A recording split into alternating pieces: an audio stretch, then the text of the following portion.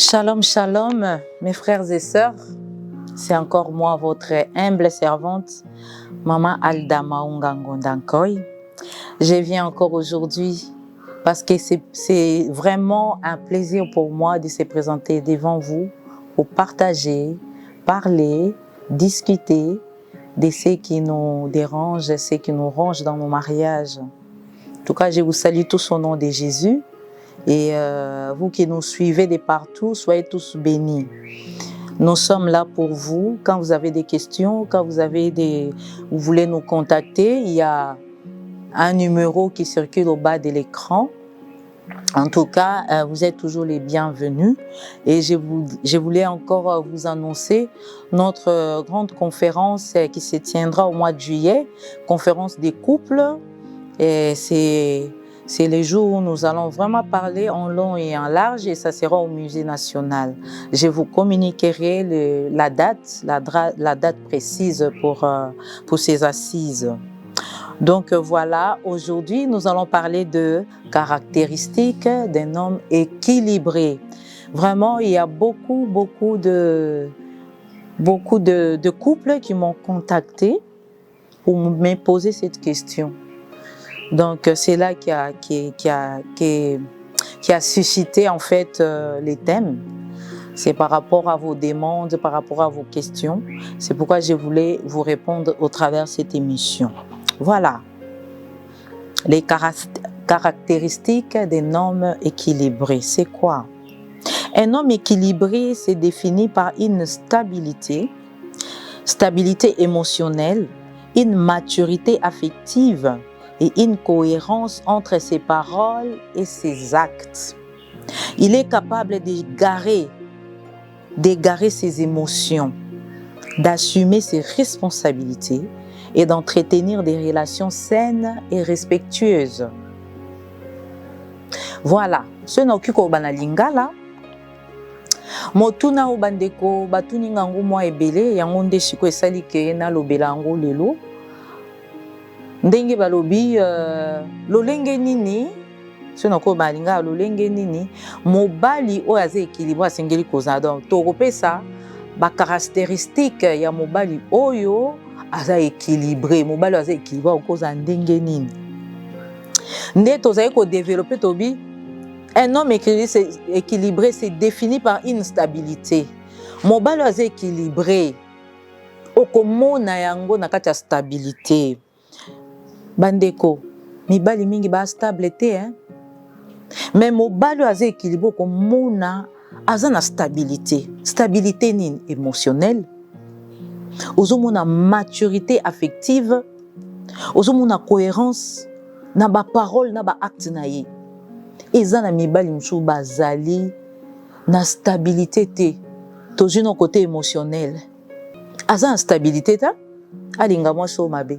Azonga boye mabe asa bala zo ko tromper moi sinaï amona moi na mukia le quartier wana stabilité émotionnelle asa stabilité aibi ko gérer be émotion na été aibi ko gérer ba sentiment na été aibi ko gérer maturité na été mobali aza équilibre asengeli azala mature azala maturité affective ozomona ke muto asa engagé assez à s'engager dans relation mo songolo ti na mariage ozomona penza asa stable na libala na ye azozwa ba responsabilité na ye makambo ne eza na cohérence ba parole na ye na ba acte eza mibali mshu ba parole ka en l'air ka koloba loba mais ba acte ezala raté.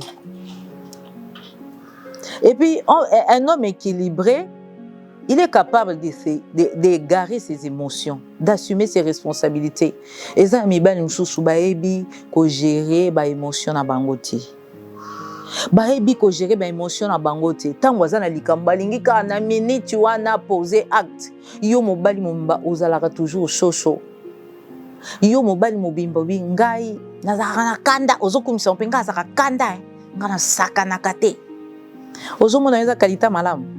Na kanda no kosa mambebele ya mabe pe memi oti na prison yeba ko gérer ba émotion na yo pe ba na ko assumer ba responsabilité na yo obala mwana bato mosala na ye ko beta kobeta musala na kobeta etango nyonso ko tromper etango nyonso ko sala e mabe etango nyonso balaka mwana bato ya etala munene akoma tala akonda likolo na yo salaire na yo ayebi te makambo osaka na mbongo no mwasi no ayebi te banyongo loyer esika bofutelaka ti banda bobana ti lelo bambongo ebele ozwa même pas lopango na Kinshasa un homme wana penza ntango ozomona omwa penza caractéristique ya banhomme caractéristique ya baoyo baza déséquilibré mais tozoloba mibali oyo baza équilibré yango tozopesa bacaractéristique wana yo komona yango na kati ya mibali wana ayebi kogérer baémotion na ye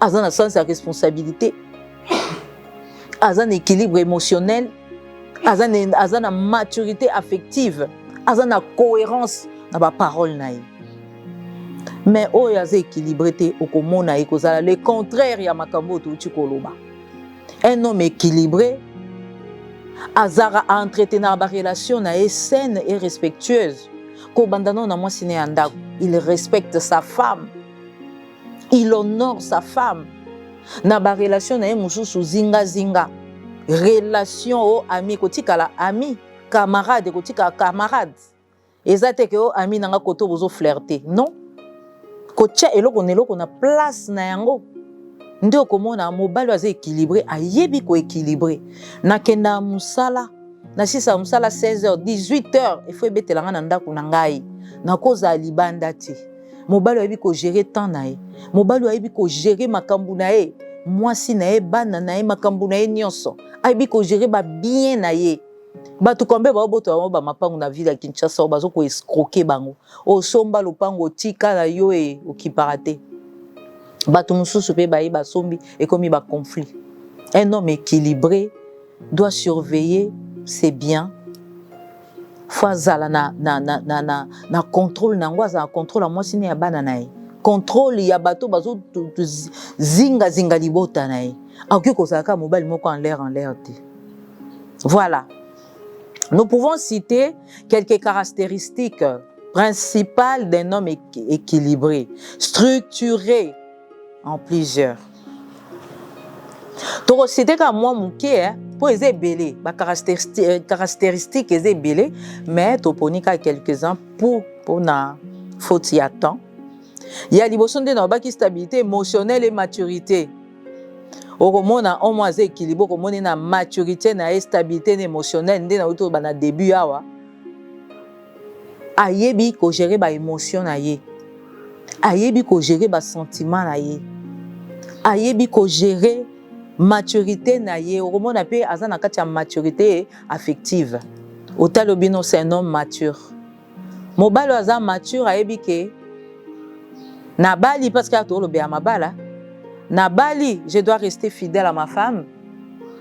Salaire nanga fo mwasi ayeba. Ndako nanga na futelaka fo na futango chaque mois pour na boyi ba humilier ngai. Mwasi nanga fo ayeba makambo nanga nyonso parce qu'en cas de problème ba kotuna ndeye. Fo na boko ya ba nanga malamu parce que ba onde baza avenir à lobby. Ozo mona tango ozo ba un homme équilibré, ozo sentir peu maturité na cohérence na ba parole na ye. Yango na kati ya stabilité émotionnelle wana et maturité toza na intelligence émotionnelle. Ça veut dire quoi? Il comprend ses propres émotions et celles des autres. Azo comprendre émotion na ye na o ya baninga. Azo ko ignorer ya baninga te. Il ne laisse ses humeurs ou ses déceptions dominent son entourage. Donc ba humeur na ye na ba déception na ye alingaka te et dominer entourage na ye. Ayebi ndenge nini azo gérer yango ata za humeur mabeto na ba déception na ye na miso ya bato aolakisa ngo te azo ça comme si tout va bien. C'est ça un homme équilibré. Deuxièmement, capacité à remettre en question. Ça veut dire quoi? Il connaît ses défauts et ses erreurs. Un homme équilibré, il connaît ses défauts et ses erreurs. Okomona yango tout de suite na mobali aza équilibré. Soka yebi ke côté wana asaki mabe azana berreur na ye akosenga mbala moko pardon na mwasi na ye. akosenga mbala moko pardon bien na musala ou bien erreur na musala ou bien nini akosenga pardon aza na capacité wana à se remettre en question abi non ezanga nde na fautif na senga pardon pour na réparer. Combien des hommes sont comme ça?